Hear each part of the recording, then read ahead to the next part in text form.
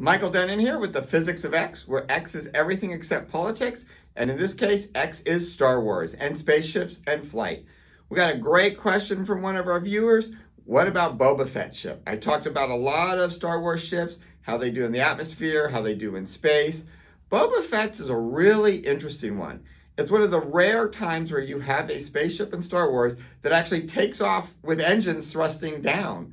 Most of them, they don't have engines thrusting down, and you're like, what's going on? And you have to postulate gravitonics and other fancy things. But here, you have vertical takeoff like we do with many of our airplanes, or just a basic rocket. Then it does an interesting thing. It rotates, and it flies around both in the atmosphere and space with the engines going out the back.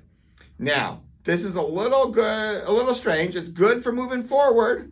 If you watch my other videos, you see we have some questions with turning. But luckily, we see Boba Fett's engines all the time, and they're separated. So you've got a big one at top, two little ones around the center of mass, so you can generate torque, steer it, and you can also go up and down because you can get torque in that axis. The funny thing is, Boba Fett's ship likes to rock sideways when it's flying, particularly in space. We have no visible mechanism to make that happen. So that's one weakness of Boba Fett's ship when it comes to flying. The only other interesting thing is, it has these teeny little wings, and I have no idea what they're doing. So they're there. But great thing, way it takes off. Once it rotates, it can turn and go up and down. So that's really good. And I have a feeling its general shape is designed to mess with sensors, make it a different target for targeting computers that are used to certain ships.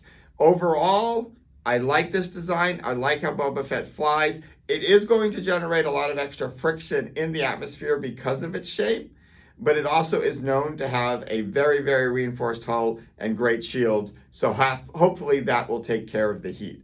So for the most part, if I was going to grade Boba Fett's ship on physics, I don't know, I'm an easy grader. I'll give it a B+. It maybe is actually a B- depending how you go, but I love the vertical lift, and then I love how that turns into thrust. This has been the Physics of X.